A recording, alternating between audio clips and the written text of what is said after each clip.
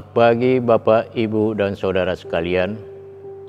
Salam sejahtera bagi kita semua. Kita akan mendengarkan sapaan Tuhan sebelum melakukan segala aktivitas kita sepanjang hari ini. Namun, sebelum mendengarkannya, mari kita berdoa.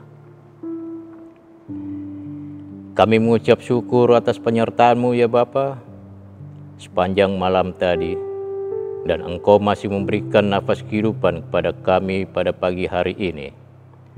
Sebelum melakukan aktivitas kami, berfirmanlah Engkau ya Tuhan, serta buka hati dan pikiran kami, dan mampukan kami melalui Roh Kudus-Mu, agar boleh mengerti, dan firman-Mu boleh menjadi bekal kehidupan kami.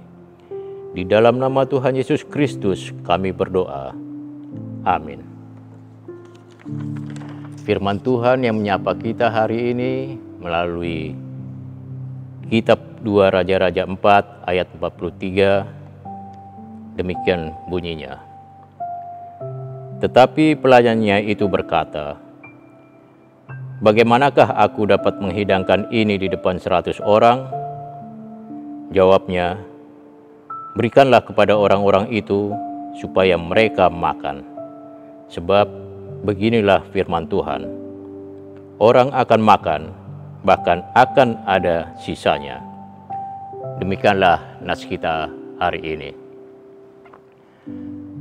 Saudara-saudara yang kasih Tuhan Yesus Kristus, nas kita hari ini adalah penggalan percakapan antara Nabi Elisa dengan pembantunya. Jadi, supaya ada gambaran mengenai percakapan ini, saya akan ceritakan yang dimulai dari ayat 38. Bapak, Ibu, dan saudara sekalian dapat membacanya. Saudara-saudara, krisis ternyata tidak hanya pernah melanda kehidupan modern sekarang ini. Namun, pada zaman Alkitab pun demikian. Krisis pernah melanda di Gilgal. Pada saat itu, seluruh negeri tersebut dilanda kelaparan. Teriakan dan tangisan akibat kelaparan terdengar di mana-mana. Namun, tidak ada yang mampu menolong. Tua muda, besar kecil, semua mengalami krisis. Di Gilgal inilah, pada situasi kelaparan dan kekeringan itu, Nabi Elisa mengadakan mujizat dengan mengubah makanan beracun menjadi tidak beracun, sehingga bisa dimakan. Dapat dibaca pada 2 Raja-Raja 4 ayat 38 sampai 41. Yang dilanjutkan dengan Elisa memberi makan 100 orang melalui persembahan seseorang yang datang dari Baal Salisa. Orang itu membawa roti hulu hasil, yaitu 20 roti jelai dan gandum baru di dalam sebuah kantong. Jumlah yang pastinya tidak cukup untuk mereka yang hadir saat itu. Nah, nats kita hari ini adalah penggalan percakapan antara Nabi Elisa dengan pelayannya pada episode terjadinya mujizat tersebut. Saudaraku, orang Baal Salisa ini datang ke Gilgal, membawa persembahannya kepada Tuhan melalui abdinya atau hambanya, yaitu Elisa. Ada dua hal yang perlu kita perhatikan dari sikap orang Baal Salisa ini. Yang pertama, dia tahu kewajibannya. Orang Baal Salisa ini memiliki pemahaman yang benar akan kewajibannya sebagai umat Tuhan. Dia paham bahwa segala yang dimilikinya bersumber dari Tuhan. Maka pemahaman inilah yang menuntunnya untuk memiliki sikap yang benar, bahwa apa yang diterimanya sebagian harus dipersembahkan kepada Tuhan. Situasi kelaparan dan krisis tidak menjadi alasan baginya untuk berhenti memberi yang terbaik bagi Tuhan. Yang kedua, dia tahu kepada siapa persembahan diberikan. Mengapa ia datang ke abdi Allah?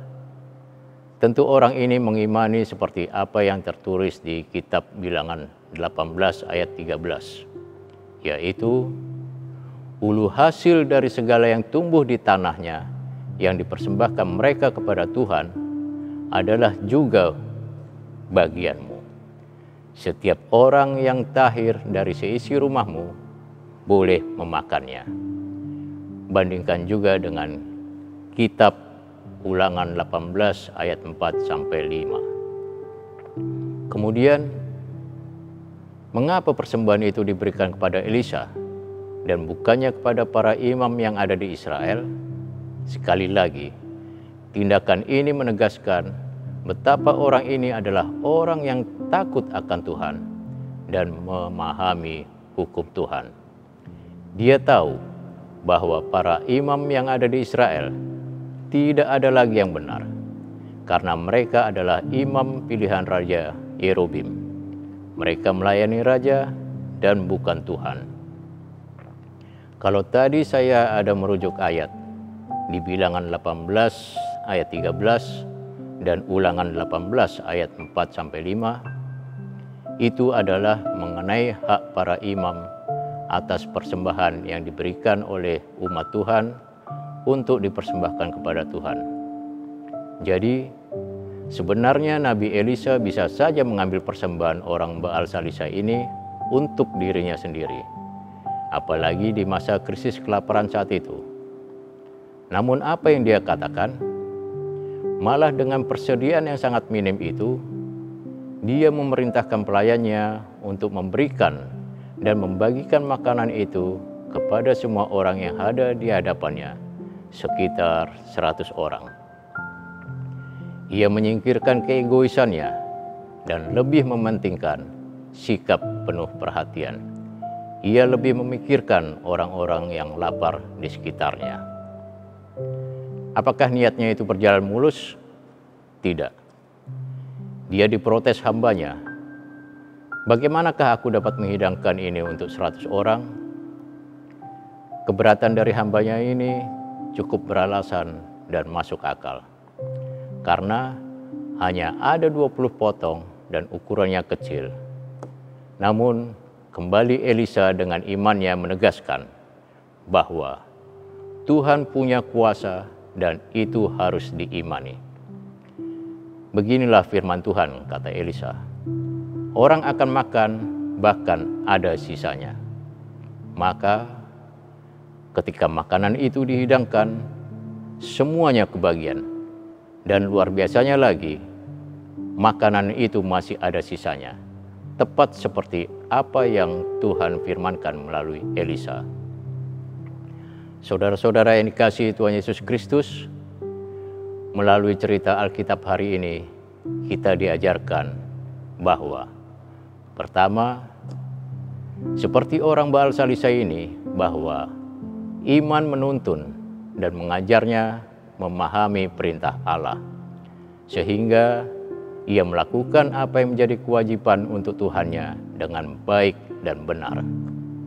Demikian juga kita harus memiliki pemahaman yang benar akan kewajiban kita sebagai umat Tuhan, sehingga akan memiliki sikap yang benar bahwa apa yang kita terima, sebagian harus kita persembahkan kepada Tuhan.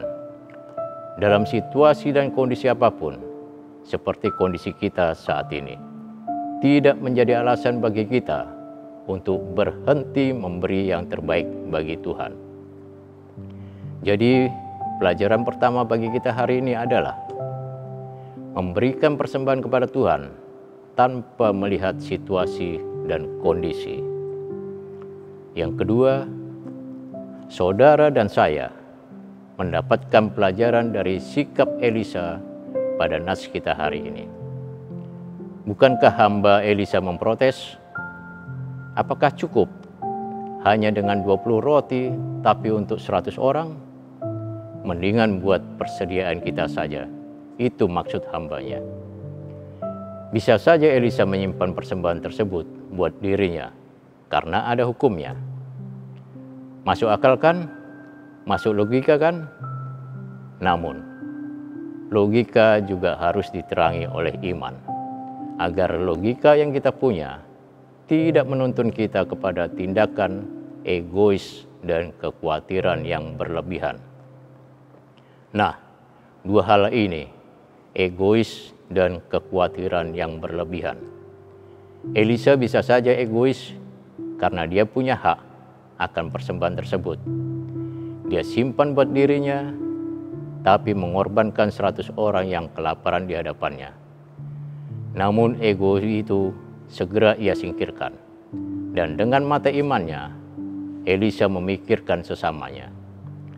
Pesan moralnya adalah, tidak baik mengorbankan sesama demi menyelamatkan diri sendiri. Iman itu tidak egois. Iman itu memperhatikan dan berkorban, bukan mengorbankan. Tadi masalah egois, sekarang masalah kekhawatiran. Bukan tidak beralasan kekhawatiran hambanya bahwa cukupkah 20 roti buat 100 orang? Kembali, logika harus diterangi oleh iman. Logika kita bisa menyesatkan kita. Mari kita pakai logika kita, namun harus diterangi dengan iman, agar logika kita tidak menuntun kepada tindakan egoistis dan kekhawatiran yang berlebihan, sehingga akan menghalangi mata iman kita untuk menunjukkan kasih kita kepada Tuhan dan kepada sesama. Kalau pelajaran yang pertama tadi adalah memberikan persembahan kepada Tuhan tanpa melihat situasi dan kondisi. Nah, pelajaran yang kedua yang kita dapatkan hari ini adalah hidupilah logika kita dengan iman, sehingga logika kita tidak menghalangi mata iman kita untuk menunjukkan kasih kita kepada Tuhan dan sesama. Akhirnya, kesimpulan dari dua pelajaran tersebut adalah hiduplah dengan iman. Amin. Selamat pagi, Tuhan Yesus memberkati kita semua. Mari kita berdoa. Terima kasih ya Allah atas firman-Mu hari ini. Engkau mengingatkan kami agar kami bersikap serta memakai logika pikiran kami dengan iman, agar cara pandang dan logika kami tidak menjadi penghalang untuk mengasihi sesama manusia, terutama kepada-Mu ya Tuhan. Kami serahkan kehidupan kami sepanjang hari ini, agar Engkau sajalah yang menerangi sikap dan logika kami, dan kami hidup dengan beriman kepada-Mu saja. Di dalam nama Tuhan Yesus Kristus kami berdoa. Amin.